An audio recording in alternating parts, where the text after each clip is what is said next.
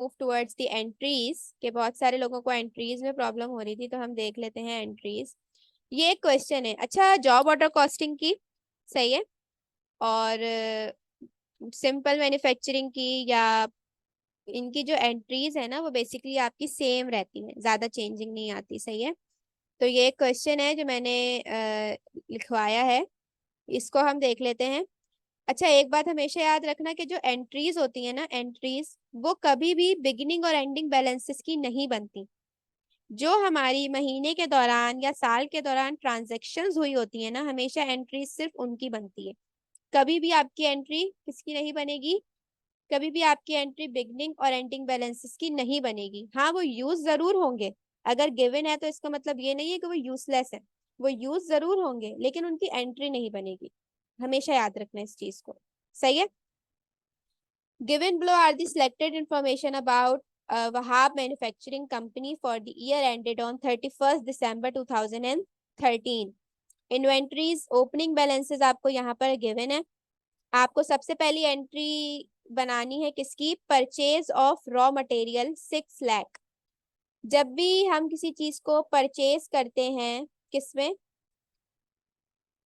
Manufacturing में या job order में, तो आपकी एंट्री बनती है मटेरियल डेबिट और अकाउंट्स पेबल क्रेडिट। मटेरियल को परचेज करने की एंट्री क्या बनती है, मटेरियल डेबिट और अकाउंट्स पेबल क्रेडिट। ठीक है, कोई कंफ्यूजन हो तो मुझे बीच में रोक देना, मैं बहुत सिंपली लेके चल रही हूँ कि तुम लोगों को समझ में आ जाए। ओके, सेकेंड एंट्री आपकी बनी, the raw material issued for production 5 lakh and as indirect material 1,10,000। अब यहाँ पर एक बात आपको समझने वाली ये है कि if your material is issuing for the production, सही है, तो वो कहलाएगा आपका डायरेक्ट मटेरियल, सही है। और आपका डायरेक्ट मटेरियल किस हेड में जाता है, आपके वर्क इन प्रोसेस के हेड में जाता है, सही है। और आपका जो इनडायरेक्ट मटेरियल है वो आपका कहाँ जाता है, आपके फैक्ट्री ओवरहेड के अकाउंट में। Okay, clear. तभी मैंने एंट्री क्या बनाई है कि अगर आपका मटेरियल प्रोडक्शन के लिए गया है तो मैंने WIP वर्क इन प्रोसेस को डेबिट किया है 5 लाख से, और फैक्ट्री ओवरहेड में कितना गया था इनडायरेक्ट मटेरियल, 1,10,000, तो मैंने फैक्ट्री ओवरहेड को डेबिट किया कितने से, 1,10,000 से। अब मैंने मटेरियल अपने स्टोर में से निकाल के प्रोडक्शन हाउस में भेज दिया या इनडायरेक्टली भेज दिया, तो मेरे पास मटेरियल कम हुआ, मटेरियल जो है कम हुआ ना, तो मटेरियल मेरा कम होके कहाँ आ गया, क्रेडिट साइड पे। आप चाहें तो इन दोनों की एंट्रीज को अलग अलग करके भी बना सकते हैं, या अगर आप चाहें तो इन दोनों की एंट्रीज को कंबाइन करके भी बना सकते हैं। क्लियर, आगे बढ़ू। हाँ। ओके,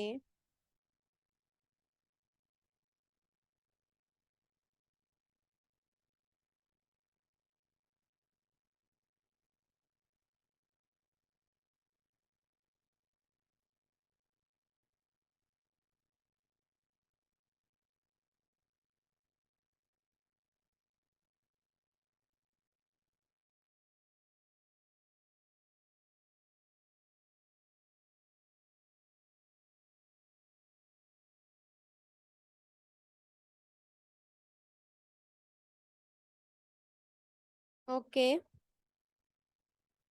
अगेन स्टार्ट करते हैं जहाँ पे छोड़ा था।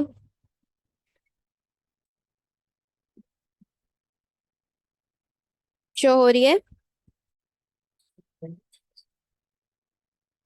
स्क्रीन, विजिबल है। ओके, स्टार्ट करूँ मैं दोबारा, मेरी आवाज आ रही है प्रॉपर।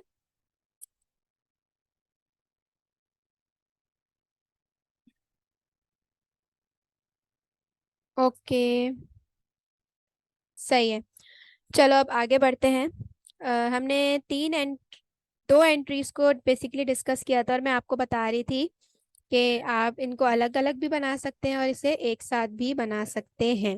ओके, ना अगर हम आगे बढ़े तो हमारे पास जो थर्ड एंट्री है वो बेसिकली क्या है, टोटल पेरोल एक्रूड 7 लाख। अब बेसिकली पेरोल समझो,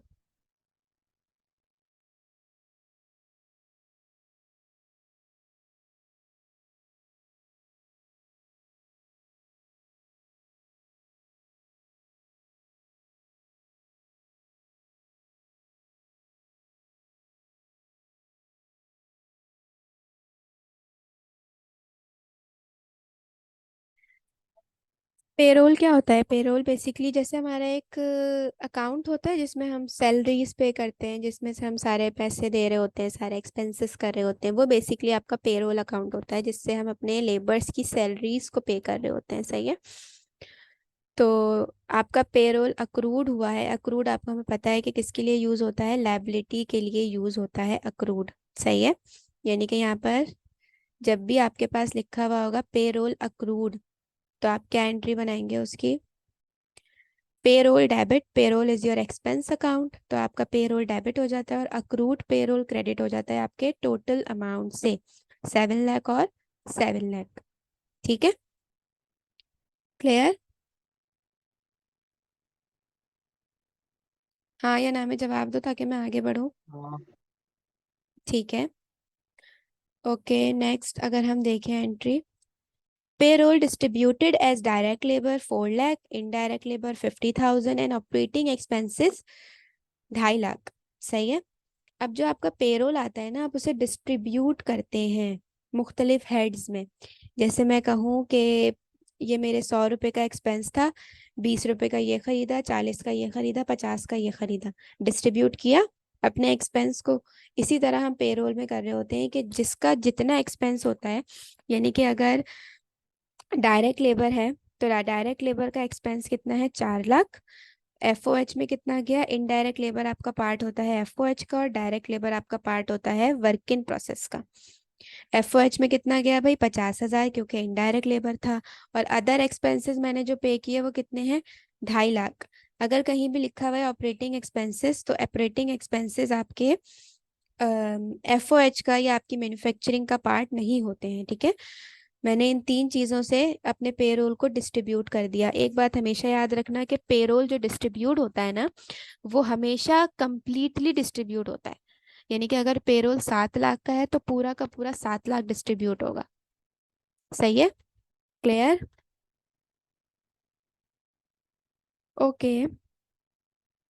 depreciation of the factory machine 60,000। अब मैंने क्या बताया था कि अगर कोई भी डेप्रिसिएशन आपका फैक्ट्री से रिलेटेड होगा तो वो किस में जाएगा? वो किस में चार्ज होगा? वो एफओएच के अंदर चार्ज होगा। तो हमने क्या किया कि जो हमारा 60,000 का डेप्रिसिएशन हुआ था, हमने उसे किस में चार्ज किया? फैक्ट्री ओवरहेड में। ओके। हमने क्या किया? फैक्ट्री ओवरहेड में डाला, तो फैक्ट्री ओवरहेड बढ़ गया और डेप्रिसिएशन कम हो गया। क्लियर? हाँ सही। Okay, then our next entry is the other factory overhead expenses. Other expenses जो है वो फैक्ट्री ओवरहेड के, वो कितने हैं? 1,30,000। तो इसकी एंट्री क्या बनती है? FOH debit. जब आप एक्सपेंस करते हैं तो आप पे कर रहे होते हैं, या तो आप उधार पे करेंगे या तो आप कैश पे। तो आप कैश या अकाउंट्स पेबल कुछ।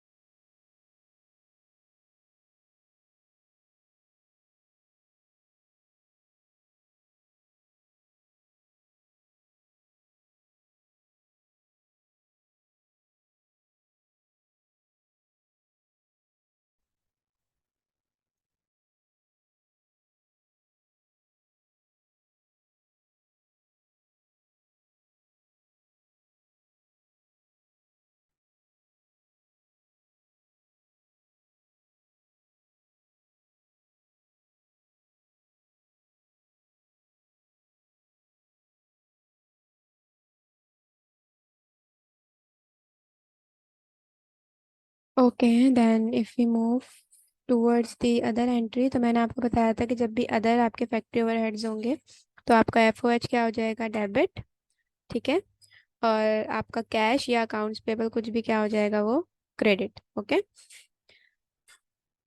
Okay, then other operating expenses. जो आपके अदर एक्सपेंसेस होते हैं ऑपरेटिंग, तो वो आपके किसका पार्ट होते हैं? वो आपके मैन्युफैक्चरिंग का पार्ट नहीं होते, लेकिन आपके बिजनेस का पार्ट होते हैं। तो आप अदर एक्सपेंसेस की एंट्री किस तरह पास करेंगे? अदर एक्सपेंसेस डेबिट, कैश या अकाउंट्स पेबल क्रेडिट।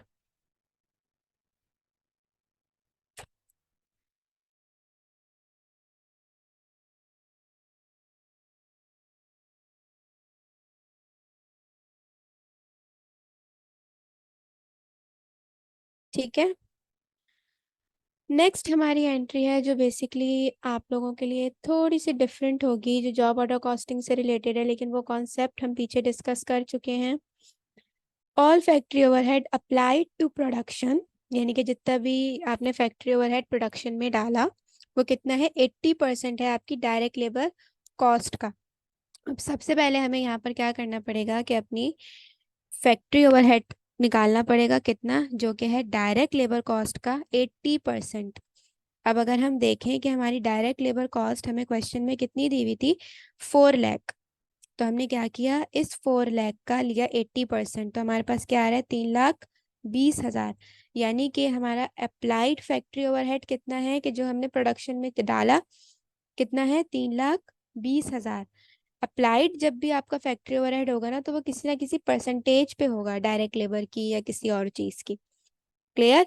या तो आपको एफओएच रेट गिवन होगा और आवर्स गिवन होंगे, या आपको डायरेक्ट लेबर कॉस्ट दी हुई होगी और बताया हुआ होगा इसका इतना परसेंट आपका फैक्ट्री ओवरहेड है। क्लियर यहाँ तक? इसकी एंट्री क्या बनेगी, वर्क इन प्रोसेस डेबिट और applied factory overhead credit. Applied जब भी होगा तो वो अपने नाम से आएगा, अप्लाइड के नाम से। इस एंट्री में कोई कंफ्यूजन हो तो मुझसे पूछ लो।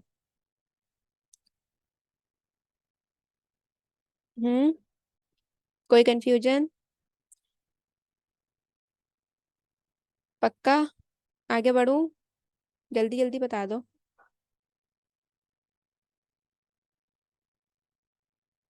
अप्लाइड फैक्ट्री ओवरहेड की एंट्री समझ में आ गई कि जब आप फैक्ट्री ओवरहेड को चार्ज करते हैं डब्ल्यूआईपी में प्रोडक्शन में, तो प्रोडक्शन में जो भी चीज़ जाती है वो किस नाम से डेबिट होती है, वर्क इन प्रोसेस के नाम से, और क्रेडिट क्या चीज़ होगी, applied factory overhead.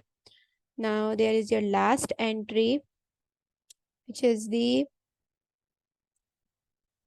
Okay, then there is your last entry is the sales. आपने की है 25 लाख की, कितने की सेल्स की है आपने, कितनी, 25 लाख की। तो जब भी आप कॉस्ट सिस्टम यूज कर रहे होते हैं ना, तो आप दो एंट्रीज रिकॉर्ड करते हैं अपनी सेल्स के साथ। एक तो सेल्स की एंट्री जो कि क्या होती है, रिसीवेबल डेबिट, और सेल्स क्रेडिट। तो आपको क्वेश्चन में दी हुई है कि आपने कितने की सेल्स की, 2.5 लाख की, तो आपने यहाँ पर एंट्री बना ली, सही है। लेकिन इसके साथ साथ हम रिकॉर्ड करते हैं कि हमने जो माल बेचा है उसकी कॉस्ट कितनी है, सही है। जो माल हमने बेचा है उसकी कॉस्ट कितनी है। तो वो बेसिकली किस तरह से आएगी कि अगर आपको क्वेश्चन में कोई चीज रिलेटेड नहीं गिवन, कुछ नहीं गिवन, तो आपको वो कॉस्ट इस तरह से कैलकुलेट करनी पड़ेगी, सही है। ये वही सवाल है, उसी सवाल को देखकर मैंने जो है वो क्या बनाई है, स्टेटमेंट बनाई है, ये कैलकुलेशन की है बेसिकली ना, किस तरह, ये सब चीज की शॉर्ट फॉर्म लिखी हुई है, सही है, कंफ्यूज नहीं होना। डायरेक्ट मटेरियल प्रोडक्शन में कितना गया था भाई, 5 लाख। डायरेक्ट लेबर कितना गया था, 4 लाख, सही है। स्टेटमेंट में लिख दिया 5 लाख और 4 लाख, और फैक्ट्री ओवरहेड कितना था अप्लाइड भाई, 3,20,000। तीनों चीजों को प्लस किया तो टोटल मैन्युफैक्चरिंग कॉस्ट आ गई। क्वेश्चन में आपको बिगनिंग और एंडिंग बैलेंसेस गिवन थे डब्ल्यूआईपी के, आपने वो यहाँ पुट किया, आपके पास कॉस्ट ऑफ गुड्स मैन्युफैक्चर्ड आ गई। कॉस्ट ऑफ गुड मैन्युफैक्चर्ड निकालने के बाद आपने फिनिश गुड्स बिगनिंग ऐड किया और एंडिंग को लेस किया, जो कि आपके क्वेश्चन में आपको गिवन था। तो आपके पास क्या आ गई, कॉस्ट ऑफ गुड्स सोल्ड। अगर आपने सेल्स के साथ की कंबाइन एंट्री पास करनी है कॉस्ट ऑफ गुड्स सोल्ड की, सही है, तो वो एंट्री बनाने के लिए आपको क्या निकालनी पड़ेगी, कॉस्ट, सही है। तो वो कॉस्ट कैलकुलेशन हमने इस तरह से की, सही है। अच्छा, कॉस्ट ऑफ गुड्स सोल्ड की एंट्री क्या बनती है कि अगर मैंने वो सामान बेच दिया, सही है, तो वो सामान मेरे डिपार्टमेंट में से या मेरे स्टोर में से, मेरी दुकान में से खत्म हो गया होगा, और जो सामान बन जाता है प्रॉपर बेचने के लिए रेडी हो जाता है उसे हम फिनिश गुड्स कहते हैं। तो अगर मैंने सामान दुकान से बेच दिया तो मेरी दुकान से फिनिश गुड्स खत्म हुई ना, कम हुई। तो फिनिश गुड्स कम हो के क्या कहाँ आ जाती हैं, क्रेडिट साइड पे, और इसके अगेंस्ट में जिस कॉस्ट पे गया होता है वो डेबिट हो जाती है। This is the procedure of entries, यानी कि इस तरह से प्रोसीजर के हिसाब से आपकी एंट्रीज बनती हैं। एक दो एंट्रीज और बनती हैं, जैसे मैं बता देती हूँ कि अगर आपको बनानी है कॉस्ट ऑफ गुड्स मैन्युफैक्चर्ड की एंट्री, तो वो किस तरह बनती है कि जब कोई सामान बन जाता है तो वो कहाँ चला जाता है, फिनिश गुड्स में, और जहाँ बन रहा होता है उस जगह को क्या कहते हैं, वर्क इन प्रोसेस। तो जब कोई चीज बन जाती है, सही है, बन जाती है तो वो कहाँ ट्रांसफर्ड होती है, फिनिश गुड्स में। तो उसकी एंट्री बनती है फिनिश गुड्स डेबिट, क्योंकि जब आप माल वहां भेजेंगे तो वो बढ़ जाएगा। और वर्क इन प्रोसेस क्रेडिट, क्योंकि वर्क इन प्रोसेस से निकल के जाती है ना, तो वर्क इन प्रोसेस क्या हो जाता है, कम। Is that clear? ये टी अकाउंट्स हैं बेसिकली। टी अकाउंट्स वैसे ही बनते हैं जैसे हम बनाते हैं कि आपके पास बिगनिंग बैलेंस था, जो जो जब जब वर्क इन प्रोसेस डेबिट हुआ हमने लिख दिया, क्रेडिट हुआ तो लिख दिया, सही है, दोनों को बैलेंस कर दिया। ठीक है, एफओएच में बता देती हूँ मैं।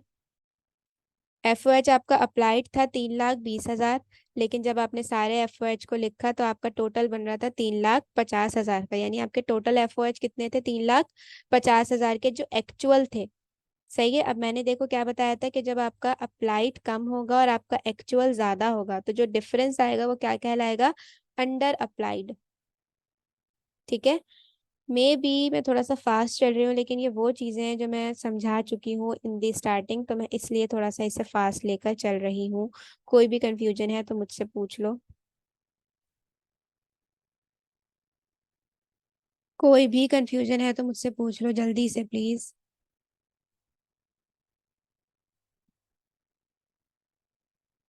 कोई कंफ्यूजन नहीं है पक्का?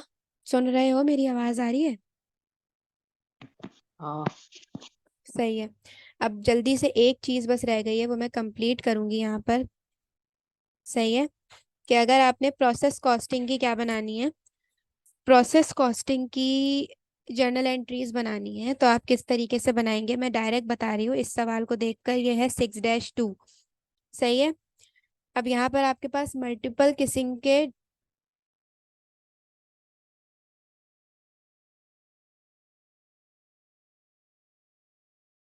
सही है, तो किस तरह आप बनाएंगे, तो ये चीज हम देख लेते हैं। ये चीज हम देख लेते हैं किस तरह से ये बनेगी। कि देखो यहाँ पर भी आपके पास सेम वही एंट्रीज बन रही होती हैं, सेम एग्जैक्टली वही चीज होती है, लेकिन प्रोसेसेस में आपके पास डिपार्टमेंट्स हो जाते हैं अलग अलग। सही है।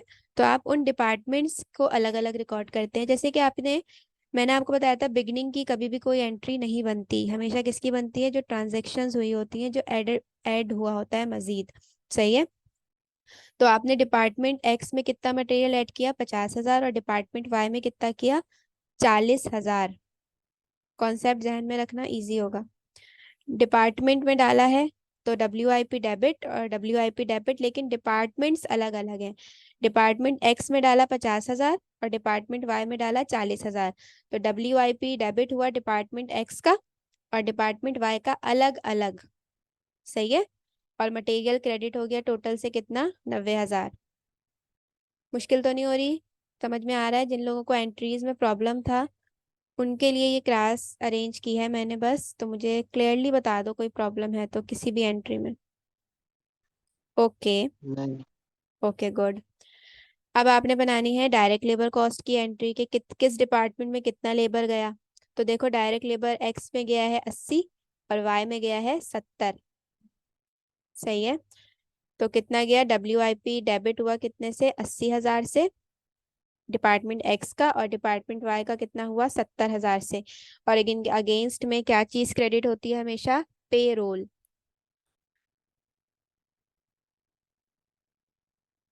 ओके। इसी तरह एफओएच की एंट्री आपको दी हुई है। एफओएच भी आपको बताया हुआ है दोनों का कितना था अप्लाइड, तो आपने एंट्री उसकी भी पास कर दी। सही है। यहाँ पर देखो, और अप्लाइड एफओएच क्रेडिट और WIP दोनों के डेबिट। नेक्स्ट हम देखें, अगर ड्यूरिंग में 3,000 units at a cost of 10 each were transferred from department X to department Y. ये एक एंट्री नहीं है, वो देख लो क्या है भाई, कि आपने एक्स से वाई में ट्रांसफर किया है। सही है। तो क्या एंट्री बनेगी उसकी, डिपार्टमेंट एक्स ने ट्रांसफर किया है तो डिपार्टमेंट एक्स का WIP कम हुआ होगा तो वो क्या हुआ, क्रेडिट, और डिपार्टमेंट वाई में गया है। सही है। तो WIP डिपार्टमेंट वाई का क्या हुआ होगा, डेबिट। और अमाउंट हमें कैसे पता चली, 30,000 यूनिट्स थे 10 के रेट पर, तो मल्टीप्लाई कराओ कितना हो गया, 3 लाख। सही है। क्लियर? मुश्किल तो नहीं हो रही? जल्दी से बता दो। पक्का? ओके। एक तो तुम लोग कुछ बोलते नहीं हो। लास्ट एंट्री देख लेते हैं इस क्वेश्चन की, फिर एक एंट्री मुझे बस और समझानी है, फिर रैप अप करेंगे इसे। वालेकुम अस्सलाम।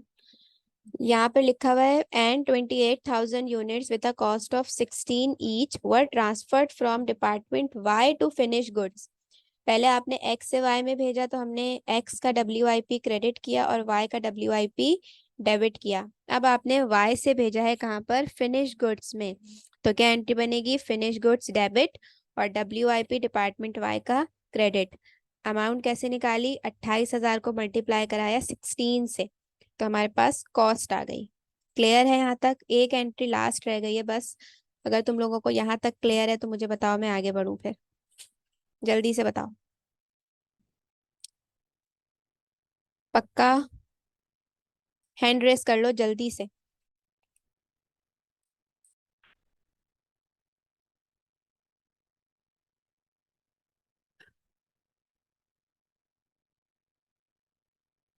ये गुड। एक लास्ट एंट्री है बस, जो मैंने तुम लोगों को याद होगा श्रिंकेज और स्पॉइलेज जो पढ़ाया था ना, उसमें आपके पास मोस्टली पूछा जाता है कि किस तरह आप अगर इसे रिकॉर्ड करेंगे तो किस तरह करेंगे। तो ये एक एंट्री होती है, देखो। एक हमारे पास होती है कॉस्ट ऑफ गुड्स कंप्लीटेड, निकाली थी हमने, याद रखना। एक हमारे पास होता है वो कॉस्ट जो अनरिकवरेबल होती है, और एक वो कॉस्ट जो रिकवरेबल होती है। ये तीन चीजें थी हमारे पास, सही है। एक वो कॉस्ट जो हमने ट्रांसफर्ड की थी, कंप्लीटेड गुड्स, सही है। एक वो थी जो रिकवरेबल थी, जो क्या थी? Salvage value. और एक वो थी जो अनरिकवरेबल थी, उसको हमने कहाँ डाला था? फैक्ट्री ओवरहेड में, सही है। तो इसको किस तरह रिकॉर्ड करते हैं कि जो कॉस्ट ऑफ कंप्लीटेड गुड्स होती है वो डेबिट होती है फिनिश गुड्स इन्वेंट्री के नाम से, जो सैल्वेज वैल्यू होती है रिकवरेबल वो रिकॉर्ड होती है, डेबिट होती है स्पॉइल्ड गुड्स इन्वेंट्री के नाम से। और फैक्ट्री ओवरहेड क्या मतलब? कि वो कॉस्ट जो अनरिकवरेबल है, ठीक है, वो किस चीज से डेबिट होती है? FOH से, सही है। और इन तीनों के टोटल से WIP क्या हो जाता है? क्रेडिट हो जाता है। इस तरह रिकॉर्ड होती है स्पॉइल्ड गुड्स इन्वेंट्री या स्पॉइल्ड यूनिट्स की कॉस्ट या एंट्री। ओके, ये चीज क्लियर है तो मुझे जल्दी से बताओ कि किस तरह रिकॉर्ड करेंगे। और अगर सैल्वेज वैल्यू नहीं दी हुई होगी तो क्या चीज होगी? डायरेक्ट आप किसको डाल देंगे? FOH को। जब स्पॉइल्ड गुड्स की सैल्वेज वैल्यू नहीं गिवन होगी तो ये स्पॉइल्ड गुड्स इन्वेंट्री नहीं आएगा, क्योंकि वो कॉस्ट जो रिकवरेबल होती है ना वो यहाँ आती है स्पॉइल्ड गुड्स इन्वेंट्री के नाम से। कोई चीज इसमें मुश्किल लगी तो मुझे बता दो जल्दी से, मैं रैप अप करूं फिर इसे। एंट्रीज समझ में आ गई? ये सारी वो एंट्रीज हैं जो आपकी प्रोसेस कॉस्टिंग में, जॉब ऑर्डर कॉस्टिंग में और आपकी सिंपल मैन्युफैक्चरिंग में यूज होती हैं। जल्दी से बता दो। सबको क्लियर हुआ तो प्लीज हैंड रेस कर दो। और इसकी एंट्री जो है वो बनाकर, जो मैंने तुम लोगों को स्पॉइलेज वाले 2 सवाल करवाए हैं ना, उनकी एंट्री मुझे बनाकर दिखाना, दोनों सवालों की, ठीक है, कि अगर आप उसकी एंट्री बनाएंगे तो आप किस तरह बनाएंगे। कंप्लीटेड गुड्स की जो कॉस्ट होती है वो डेबिट होती है फिनिश गुड्स के नाम से। सैल्वेज वैल्यू रिकवरेबल कॉस्ट जो होती है वो डेबिट होती है स्पॉइल गुड्स इन्वेंट्री के नाम से। और वो कॉस्ट जो अनरिकवरेबल होती है वो किस नाम से डेबिट होती है? FOH के नाम से। और इन तीनों के टोटल से वर्क इन प्रोसेस क्या हो जाता है? क्रेडिट, सही है। और इसके नीचे आप लिख देते हैं to record the recoverable cost, सही है, and spoiled units and loss. यहाँ पर आपकी एंट्रीज, कॉन्सेप्ट्स, हर चीज क्लियर हो गए। स्टेटमेंट और एंट्रीज भी मैंने आप लोगों को क्लियर कर दी है, ठीक है। Now I will send some questions, ठीक है, तो वो सॉल्व करोगे तो ये चैप्टर, ये कॉन्सेप्ट्स कंप्लीटली क्लियर हो जाएंगे, ठीक है। कोई इशू नहीं है किसी को भी, मैं खत्म कर दूं क्लास? हाँ। ओके। पक्का?